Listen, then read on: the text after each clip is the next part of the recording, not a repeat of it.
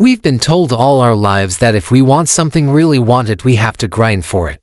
Hustle, struggle, fight tooth and nail to make it happen. But Alan Watts comes in with a completely different take. Relax. Not because it sounds nice, but because it works. He's not offering feel-good fluff. He's pointing to a hard truth most of us miss. The more you chase something from a place of lack, the more you push it away. If you enjoyed this breakdown, don't forget to like, subscribe, and drop a comment. Your feedback helps shape what we cover next, and you being here keeps the conversation going. Thanks for watching. See you in the next one.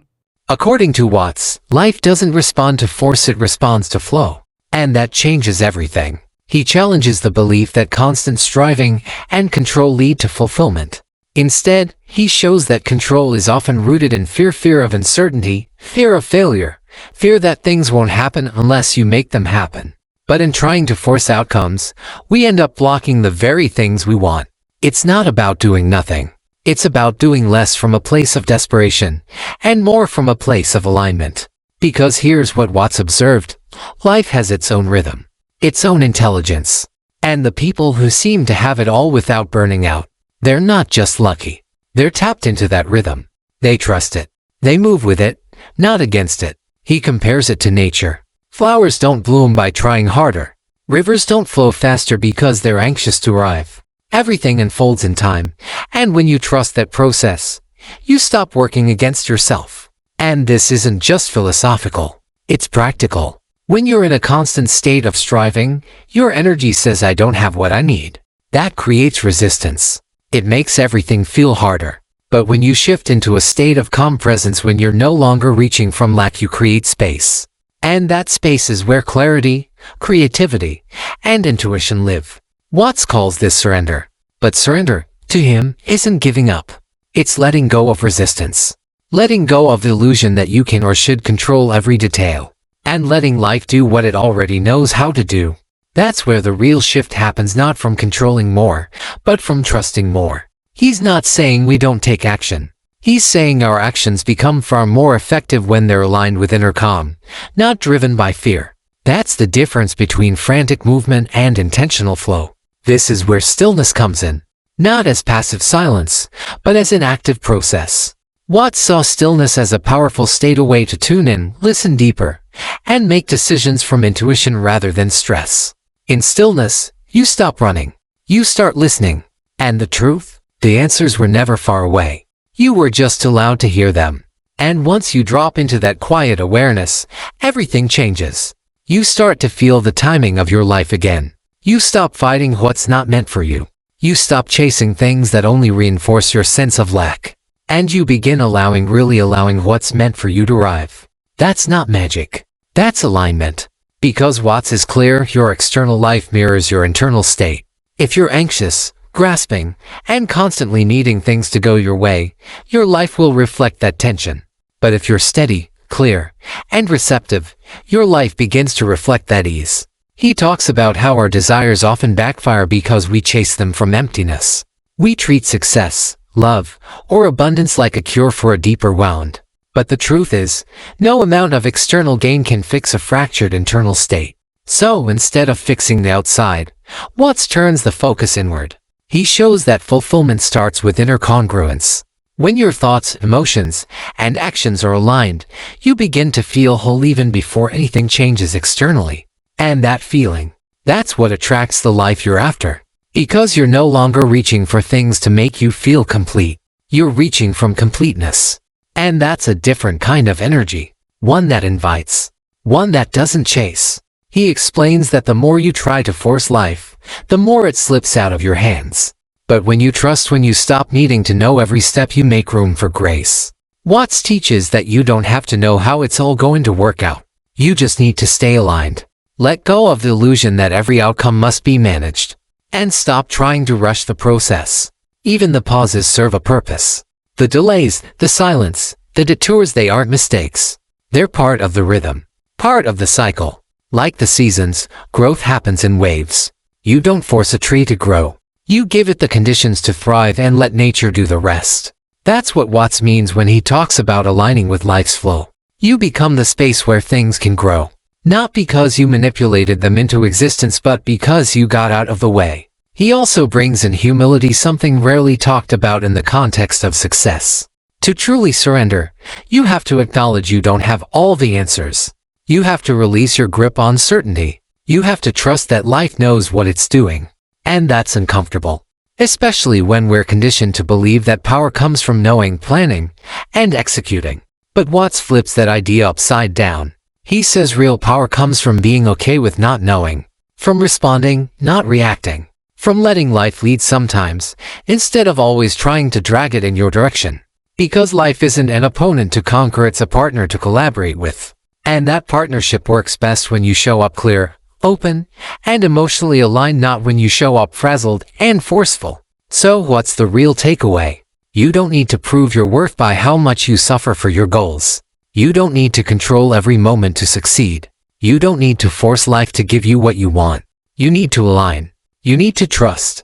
You need to relax into a deeper understanding that life has rhythm, intelligence, and timing, and it's already moving toward you when you stop pushing it away. Because everything you're chasing might already be trying to reach you, but it can't find you if you're always running. So slow down. Tune in. Let go of the script you think you have to follow. What if the path is already unfolding? If this connected with you, hit the like button to let us know. Share it with someone who's been chasing too hard and burning out. And drop a comment. What's one thing you're ready to stop forcing in your life? Subscribe if you're ready for more conversations like this, grounded, real, and worth thinking about. Here's what Alan Watts wants you to really sit with.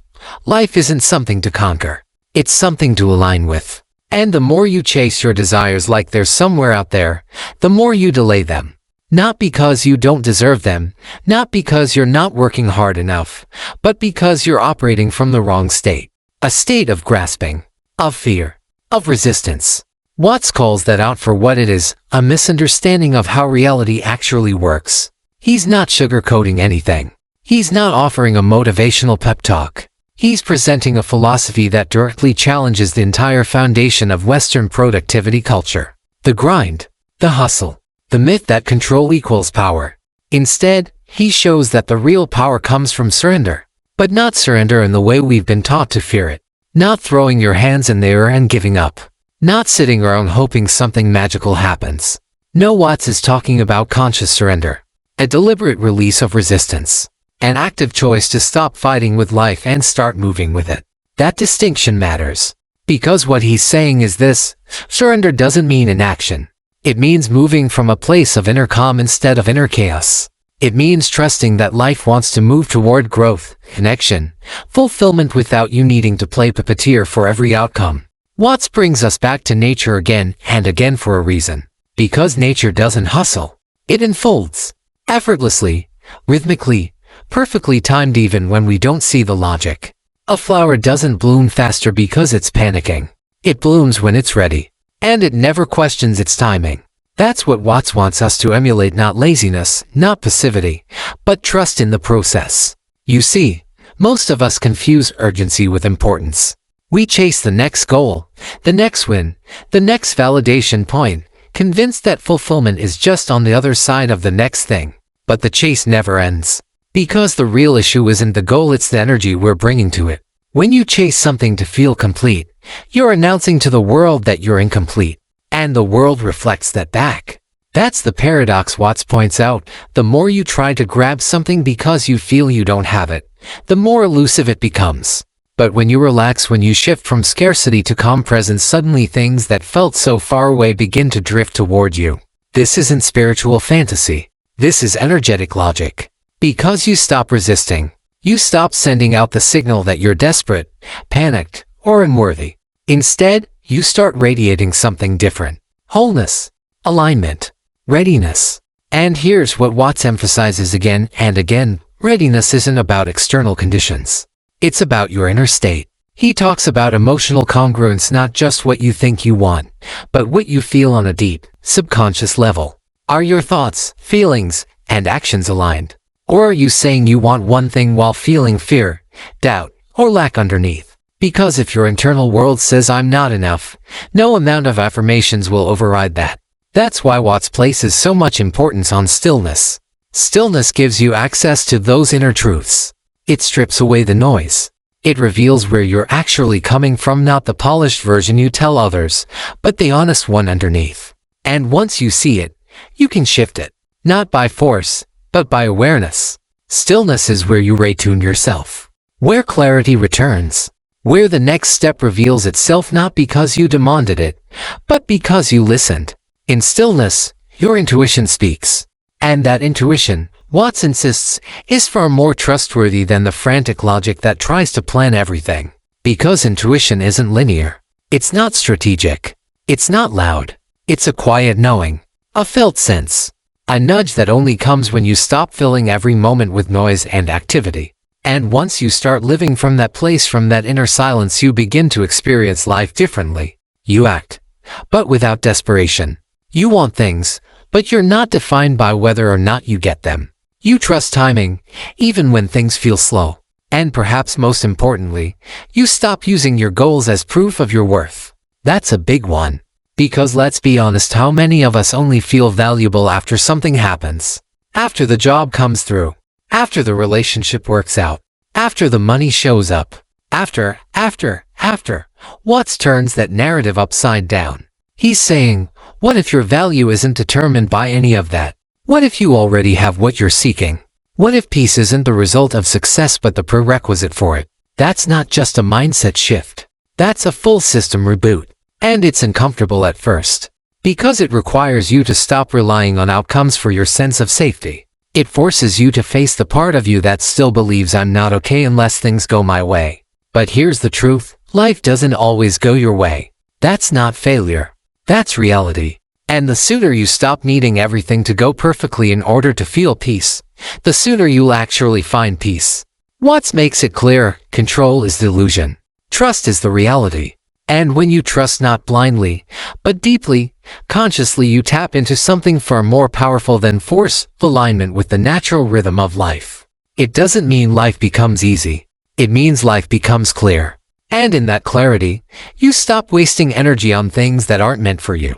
You stop clinging to outcomes that were never aligned to begin with. You stop overthinking every decision. And you start living fully, presently, intentionally. That's why Watts calls this the inner revolution. Because it's not about changing your circumstances, it's about changing your relationship to them. When you stop trying to manipulate every detail, you begin to see how much has been unfolding for you all along. How many things were trying to reach you but couldn't get through the wall of effort and control you were holding up. Letting go of that wall is terrifying. But on the other side, space. Space for the unexpected, for the beautiful, for the thing you didn't even know you were waiting for.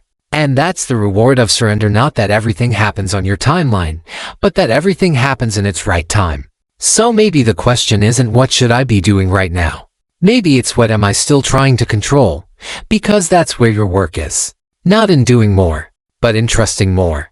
You don't need to hustle your way to happiness. You need to let go of what's blocking it. That's what Watts leaves us with, this idea that everything you seek is already present within you, or is actively seeking you. But you have to get quiet enough, still enough, open enough to let it find you. You don't have to force it. You don't have to chase it. You just have to stop pushing it away. So maybe today is the day you stop trying to manifest from a place of lack. Maybe today is the day you stop trying to fix what was never broken. Maybe today is the day you let go, not because you failed, but because you finally understand, relaxation is the portal. Let's get real for a second. If everything you've been taught about success, desire, and progress were actually working, would you feel this exhausted? That's the question Alan Watts makes you confront. Not gently, not abstractly, directly. Because the truth is, most people are burned out chasing things they don't even enjoy once they get them. And then they wonder why the joy never lasts. Why the high fades so fast. Why every goal just turns into the next thing to stress about. Watts says it plainly. The more you grasp at life, the more it slips through your fingers. Not because you're not good enough, but because you're trying to control something that was never yours to control in the first place. Desire isn't the problem. Attachment is. You're allowed to want things, to dream, to set intentions, to envision a life that excites you. But what Watts teaches is that how you hold those desires determines everything. Hold them lightly, like seeds you plant and water but don't dig up every 5 minutes. Because that constant checking, that why isn't it here yet energy, that's resistance. And resistance repels. He draws a sharp line between effort and alignment. One drains you, the other energizes you. Because when you're aligned, life flows through you. Your actions feel inspired. You move not out of panic, but out of clarity. You're not chasing outcomes to validate yourself. You're creating from a place of inner fullness. And that changes not just the result but the experience. Watts talks about this internal coherence where your mind, your emotions, and your actions are in harmony. It's not perfection, it's presence. And presence, for Watts, is the ultimate doorway to manifestation. You don't attract what you say you want. You attract what you are. And when you are relaxed, centered, trusting, your life starts to reflect that back. Not instantly, not dramatically, but undeniably. People show up. Ideas land. The thing you used to force suddenly comes to you, effortlessly, because you're not fighting life anymore. You're moving with it. But let's be honest, surrender sounds simple and feels impossible. Because letting go isn't a single moment. It's a constant practice. Every day, you're faced with things you want to grip tighter, control. And every day, you get the chance to pause and ask, is this force, or is this flow? That's the daily work Watts points to, not grinding, not striving, but becoming so internally aware that you know when you're acting from fear. You know when you're falling back into patterns. And instead of doubling down, you breathe, you reset, and you soften. Softening isn't weakness. It's wisdom. Because the more you push, the more you send a signal that you don't trust. That you don't believe you're supported. That you think everything depends on you holding it all together. And let's be real, that's exhausting. Watts makes the case that you were never meant to carry it all. Life isn't designed to be an emergency every day. It's not meant to be a race where your worth is on the line every time you take a break. He says we've confused effort with meaning. But just because something's hard doesn't mean it's aligned. Sometimes the most powerful thing you can do is stop, not because you're lazy, but because you know. You know this isn't the time. You know this isn't your path. You know there's something more aligned waiting on the other side of surrender. But the mind doesn't like that. The mind likes certainty, strategy, control. So when you start letting go, the panic voice kicks in. If I stop trying, I'll fall behind. If I don't hustle, nothing will happen. That voice isn't truth. It's conditioning. And Watts wants you to recognize it for what it is, a story. A survival mechanism built on fear. And you can choose to drop it. You don't have to hustle for your worth. You don't have to manipulate your reality into submission. You don't have to micromanage the mystery of life. You can trust the timing. You can trust your inner state. You can trust that what's meant for you doesn't need to be forced. So ask yourself, what are you gripping right now? What desire are you strangling with expectation? What part of your life have you been trying to force? And can you let go just a little? Can you trust that the rhythm of life is more intelligent than your anxiety? Because if you can surrender even 1% more than yesterday, you might just find that the things you've been begging for, they were already on their way. They were just waiting for you to relax enough to let them in. If this speaks to you, hit the like button. It's a small action, but it helps us keep bringing these ideas to light. Share this with someone who's caught in the grind and needs a moment of stillness. Drop a comment below and tell us what's the one thing you're finally ready to stop forcing. And if you haven't already, hit subscribe. Because sometimes, what you really need isn't a strategy, it's a pause. And we'll be right here when you're ready to take it.